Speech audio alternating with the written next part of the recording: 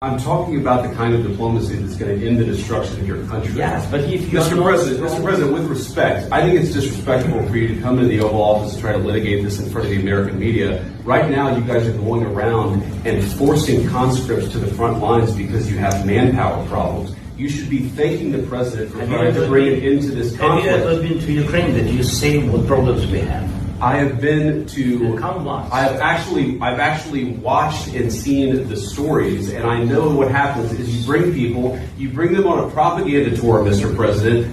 Do you disagree that you've had problems bringing people in your military? And do you think that it's respectful to come to the Oval Office of the United States of America and attack the administration that is trying to prevent the destruction of your country? A lot of questions. Let's start from the beginning. Sure. First of all, during the war, everybody has problems. Even you, but you have nice ocean and don't feel now, but you will feel it in the future. God bless. You don't know that. God bless. You don't God know bless. that. You will not have a war. Don't tell us what we're going to feel. We're trying to solve a problem. Don't tell us what we're going to feel. I'm not telling you. Because you're in no position to dictate that. That's exactly what you're doing. You're in no position to dictate what we're going to feel. We're going to feel very good. We're going to feel very good and very strong. You're right now not in a very good position. You've allowed yourself to be in a very bad position, and he happens to be right about it. From the very beginning of the war. You're not in a good position. You don't have the cards right now. With us, you start having cards. But right now, you don't. Yeah, you're playing cards. You're playing cards. You're gambling with the lives of millions of people. You're gambling with World War III. You're gambling with World War III. And what you're doing is very disrespectful to the country, this country, that's back to you. Far more than a lot of people said they should have. Have you said thank you once? This entire meeting? No, in this entire meeting, you said thank you. You went to Pennsylvania and campaigned for the opposition in October. Offer some words of appreciation for the United States of America and the president who's trying to save your country. Please, you think that if you will speak very loudly about the war, he's not speaking loudly. He's not speaking loudly. Your country is in big trouble. Wait a minute. No. You've done a lot of talking. Your country is in big trouble. I know. You're not winning. You're not winning this. You have a damn good chance of coming out okay because of us. Mr. President, we are staying in our country, staying strong from the very beginning of the war. We've been alone. And we are thankful. I said thanks. You haven't been alone. You haven't been alone. We gave you, through this stupid president, $350 billion.